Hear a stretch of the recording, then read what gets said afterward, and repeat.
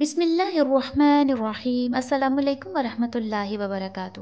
اللہ کا فرمان ہے وَأَطِيعُوا اللَّهَ وَرَسُولَهُ وَلَا تَنَازَعُوا فَتَفْشَلُوا وَتَذْهَبُوا رِيحَكُمْ وَاصْبِرُوا إِنَّ اللَّهَ مَعَ الصَّابِرِينَ۔ اور اللہ کی اطاعت اس کے رسول کے ذریعے کرو اور آپس میں مت جھگڑو ورنہ پست ہمت ہو جاؤ گے اور تمہاری قوت ختم ہو جائے گی۔ اور یاد رکھو کہ اگر قرآن پر ڈٹے رہو گے تو یقیناً اللہ قرآن پر ڈٹ جانے والوں کو پسند کرتا ہے۔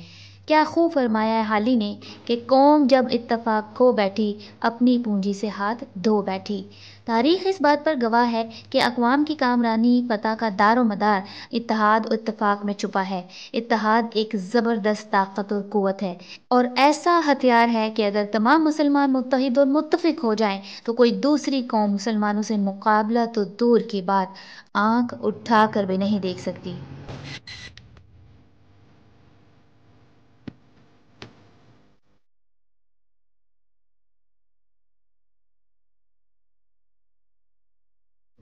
لیکن مسلمان اس وقت اس قدر نا اتفاقی، انتشار، فرقہ واریت، اختلافات کا شکار اور کمزور، مغلوب، مفتوح ہو چکی ہیں کہ دشمن آنکھ تو کیا، گولہ بارود، ٹینک، جہاز، بم سب کچھ مسلمانوں کے خلاف اٹھا چکے ہیں اور پیروں تلے روندتے چلے جا رہے ہیں۔ اور جنگل کا راج ہے، کیونکہ نہ تو اقوام متحدہ کی کوئی سنتا ہے اور نہ عالمی عدالت کے فیصلوں کو خاطر میں لایا جاتا ہے۔ تو اب بھلے مسلمانوں کی لاشیں ان بم دھماکوں سے ہواؤں میں اڑتی نظر آئیں یا پھر بھوک اور پیاس سے معصوم بچے بلکتے نظر آئیں، کیا فرق پڑتا ہے جب OIC کا ہی مقبرہ بن گیا ہو؟ تو جیسا کہ بات ہم کر رہے ہیں مسلمانوں کے درمیان اتحاد اور اتفاق کی، تو اب سوچنے والی بات یہ ہے کہ اس اتحاد اور اتفاق میں کون سی ایسی چیز رکاوٹ ہے جو کانٹا بن کر چبھ رہی ہے اور مسلمانوں کو اکٹھا نہیں ہونے دے رہی؟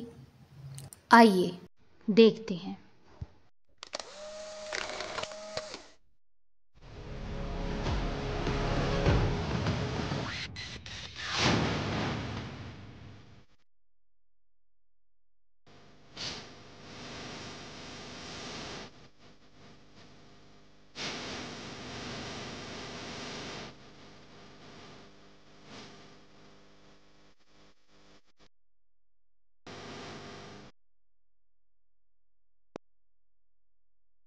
خلافت کا جب شور مچا، کوئی علی کا جاں نثار بنا، کوئی عثمان کا غدار بنا۔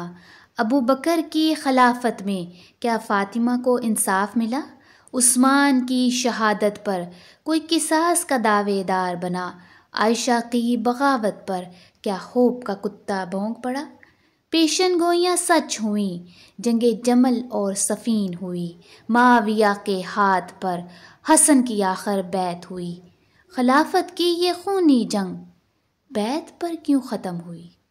اب ذرا غور کیجئے کہ آپ کو جو تصویریں دکھائی گئیں وہ محض تصویریں نہیں تھیں، یہ وہ وجوہات ہیں جس کے نتائج آج بھی امت مسلمہ کو سیریا، فلسطین، چچنیا، عراق، افغانستان، ہر جگہ کمزور عورتوں اور معصوم بچوں کی لاشیں اٹھا کر بھگتنے پڑ رہے ہیں۔ فرقہ واریت کا شکار امت مسلمہ اس تاریخ کو سینے سے لگائے بیٹھی ہے جو مسلم ممالک کو دھیرے دھیرے دیمک کی طرح چاٹ رہی ہے، لیکن سبق ہم پھر بھی حاصل نہیں کر رہے۔ شرم پھر بھی نہیں آتی کہ فرقہ وارانہ اس آگ میں ہمارے اپنے ہی تو جل رہے ہیں اور ہم ابھی بھی خاموش تماشائی بنے بیٹھے متنازع تاریخ کے دفاع میں کھڑے ہار جیت کا مسئلہ بنا کر ایک دوسرے کو چاروں شانے چت کرنے کے میدان سجائے بیٹھے ہیں۔ کیا ہے یہ تاریخ؟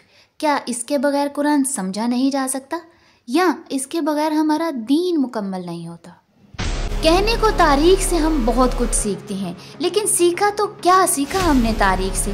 یہی سیکھا کہ جہاں خلافت اور اقتدار کا لالچ، ہوس اور مفادات ہوں وہاں جنگ طے ہے، پھر بھلے سامنے اپنے ہی کھڑے ہوں، لڑو مرو مارو اور جیت کا علم اٹھائے اقتدار کی کرسی پر براجمان ہو جاؤ اور اپنوں کی لاشیں گرا کر جشن مناؤ، OIC کا اجلاس بلا کر دکھاوے کی ہمدردیاں جتاؤ اور پھر تالیوں کے گونج میں بھول جاؤ کہ جو کچھ طے ہوا ہے اس کو عملی جامہ بھی پہنانا ہے، پھر دوسری جانب مفادات کے پیچھے چھپ کر دشمنوں کے اتحادی بن جاؤ۔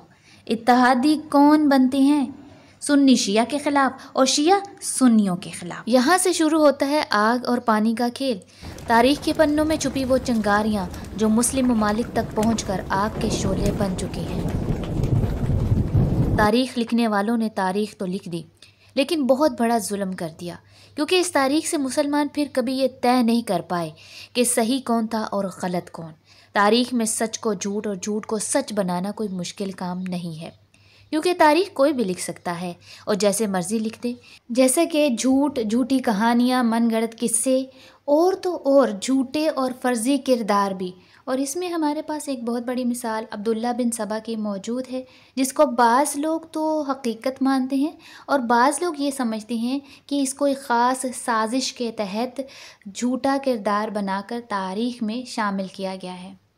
اب یہ شخص تھا بھی یا نہیں واللہ عالم، لیکن اس شخص کو بھی لے کر سنی شیعہ اختلافات عروج پر ہیں۔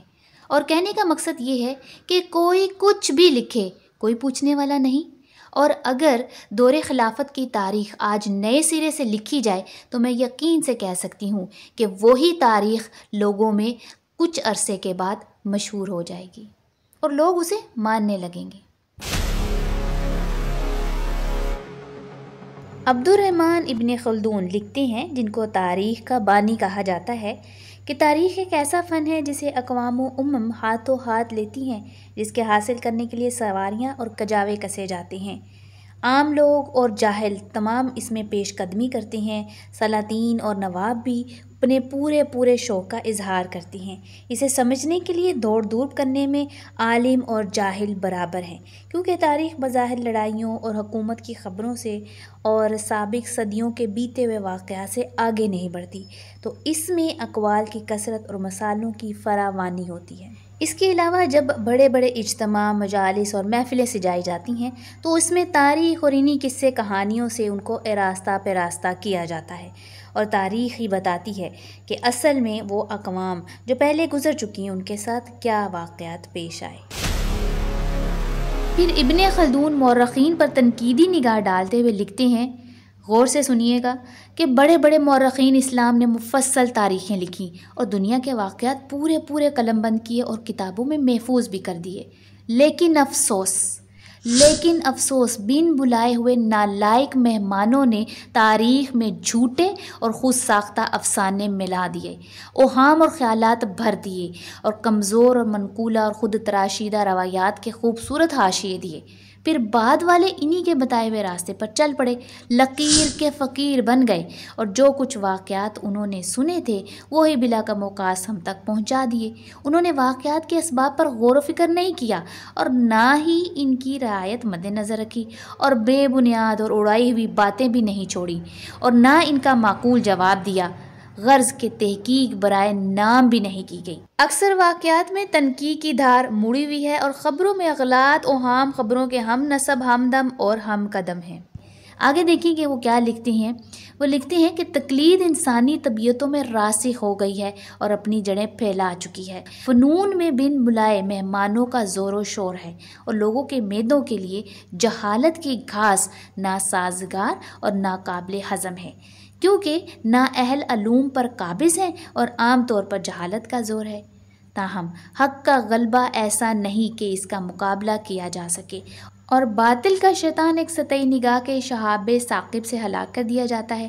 ناقل محض نقل کر کے لکھتا ہے، غور کیجئے کہ ناقل محض نقل کر کے لکھتا ہے، خواہ صحیح ہو یا غلط، اور بصیرت غوطہ لگانے سے کھوٹے کھڑے کو پرکھ لیتی ہے، اور علم بصیرت دل کے صفات کو صاف اور شفاف کر دیتی ہے۔ اب اس سے ثابت یہی ہوتا ہے کہ جس کا جو دل کیا اس نے سچی جھوٹی جیسی بھی تھی تاریخ لکھ دی، لیکن افسوس آج ہم اسی تاریخ کی وجہ سے شیعہ سنی بن چکے ہیں۔ آئے دن سوشل میڈیا پر سنی شیعہ مناظروں کی شکل میں یہ جنگ جاری ہے۔ کہیں یہ طے نہیں ہوتا کہ اہل بیت کون تھے، اور کہیں خلافت کے مسئلے پر جھگڑے ہو رہے ہیں، اور پھر عمر ابو بکر رضی اللہ تعالیٰ عنہم کو فاطمہ رضی اللہ تعالیٰ عنہا کے خلاف دکھایا جاتا ہے۔ پھر عثمان رضی اللہ تعالیٰ عنہ کی شہادت کے محرکات کیا تھے؟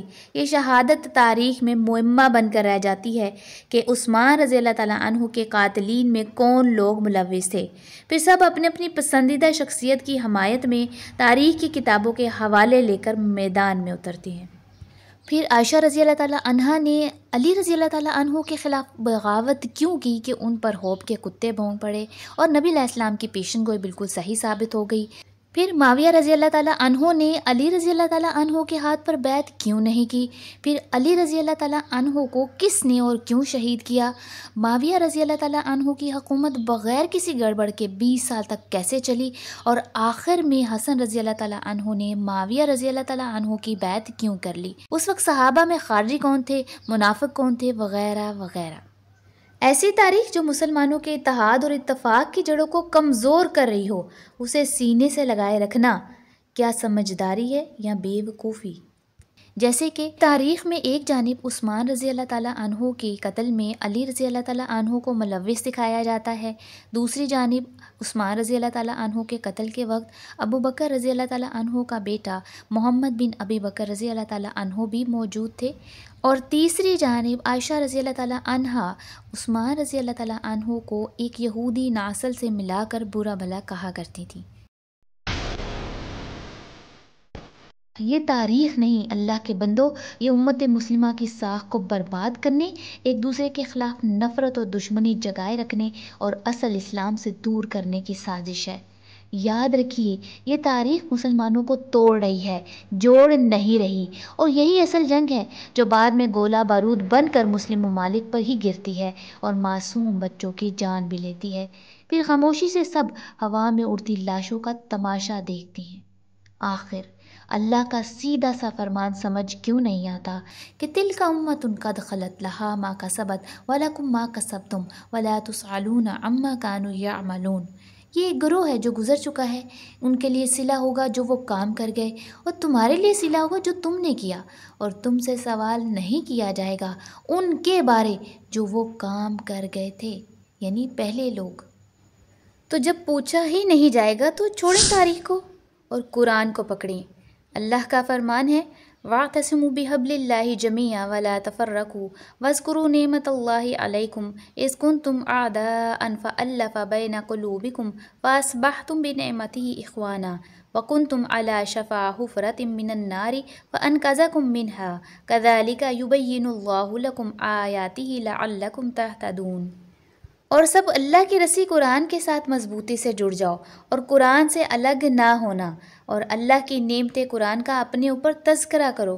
یاد کرو جب تم ایک دوسرے کے دشمن تھے، پھر اس نے تمہارے دلوں میں الفت ڈال دی، پھر تم قرآن کی وجہ سے خاندان ہو گئے، حالانکہ تم آگ کے گڑھے کے کنارے پر تھے، بس اس نے تمہیں اس گڑھے میں گرنے سے بچا لیا۔ اس طرح اللہ تمہارے لیے اپنے واضح احکام بیان کرتا ہے، امید ہے کہ تم ہدایت پاؤ گے۔ آج کون نہیں جانتا کہ مسلمانوں کے ہی دو بڑے گروہ سنی شیعہ آپس میں ہی دست و گریبان ہیں اور ایک دوسرے کے بدترین دشمن بھی، اور آگ کے گڑھے کے کنارے پر ہیں۔ اے مسلمانوں، اگر تم خود کو آگ کے گڑھے میں گرنے سے بچانا چاہتے ہو تو تاریخ کے ان ظالم سفاک صفحات کو ہمیشہ کے لیے بند کرنا ہوگا، جہاں سے سنی شیعہ فسادات کو ہوا مل رہی ہے اور دشمنی اور نفرت کی آگ بھڑکائی جا رہی ہے۔ قرآن میں ایسی بہت سی مثالیں مل جاتی ہیں کہ جہاں بھی اتحاد اور اتفاق کا دامن چھوٹا، وہاں کن کن برے حالات اور نتائج کا سامنا کرنا پڑا۔ اس میں موسیٰ علیہ السلام کی مثال بہت زبردست ہے۔ تو ترجمہ غور سے سنیے اور یاد کرو جب موسیٰ نے اپنی قوم سے کہا، اے میری قوم، اپنے اوپر اللہ کی نعمت وحی کو یاد کرو، جب اس نے تم میں انبیاء مقرر کیے اور تم کو بادشاہ بنا دیا اور تم کو وہ کچھ عطا کیا جو اس دور کے لوگوں میں کسی کو بھی عطا نہیں کیا گیا تھا۔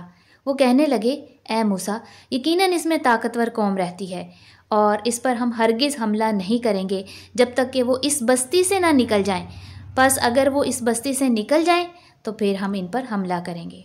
ان میں سے دو مردوں نے کہا جو اللہ سے ڈرتے تھے، ان پر اللہ نے انعام کیا تھا کہ تم ان پر سب کے وحی کے مطابق حملہ کر دو، پر جب تم وحی کی روشنی میں اس قوم پر حملہ کرو گے پھر یقیناً تم غالب ہو، اور پھر تم اللہ پر بھروسہ کرو اگر تم ایمان والے ہو۔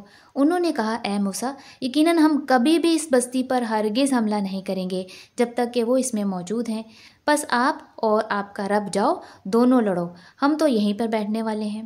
موسیٰ نے کہا اے میرے رب، یقیناً میں اپنے اور اپنے بھائی کے سوا کسی پر اختیار نہیں رکھتا ہوں، بس آپ ہمارے اور اس نافرمان قوم کے درمیان علیحدگی فرما دیجیے۔ اللہ نے فرما دیا کہ یقیناً یہ بستی ان پر 40 سال ممنوع ہے، اور یہ بدحال پریشان اس زمین میں بے ٹھکانہ پھرتے رہیں گے۔ اب آپ ان نافرمان لوگوں پر افسوس نہ کرنا۔ آج مسلمانوں کی حالت بھی بالکل ایسی ہے۔ آج اجتماعی نہیں بلکہ انفرادی سوچ کو لے کر امت مسلمہ ایک ایسی تاریخ کا رونا رو رہی ہے کہ جس سے مسلمانوں میں پھوٹ، انتشار، اختلاف اور فساد کے سوا کچھ حاصل نہیں ہوتا۔ اگر امت میں اتحاد، اخوت، یکجہتی کو فروغ دینا ہے تو پھر ایسی تاریخ کو چھوڑو اور قرآن کو پکڑو، کیونکہ تاریخ دو منہے سانپ کی طرح ہے، جس بھی منہ کو پکڑو گے زہر بن کر آپ کے جسم میں سرایت کر جائے گا، اور یہ زہر سب کو نقصان پہنچائے گا۔ اس زہر کا تریاق بس قرآن ہے۔ امت کی رگوں میں دوڑنے والا زہر آہستہ آہستہ مسلمانوں کو ختم کر رہا ہے۔ تمام مسلمانوں کے لیے یہ اب سوچنے کا مقام ہے کہ جس تاریخ سے وہ مسلم امت کو اکٹھا نہیں کر سکی، وہ پوری دنیا کو کیسے اکٹھا کرے گی۔ تو اے مسلمانوں، اللہ نے تمہارا نام مسلم رکھا ہے، شیعہ سنی نہیں۔ شیعہ سنی تو تمہیں یہ تاریخ بناتی ہے۔ تاریخ کے جھگڑے چھوڑ کر قرآن سے جڑ جاؤ اور دشمن کے سامنے ایسی سیسا پلائی دیوار بن کر کھڑے ہو جاؤ کہ کوئی اسے گرا نہ سکے۔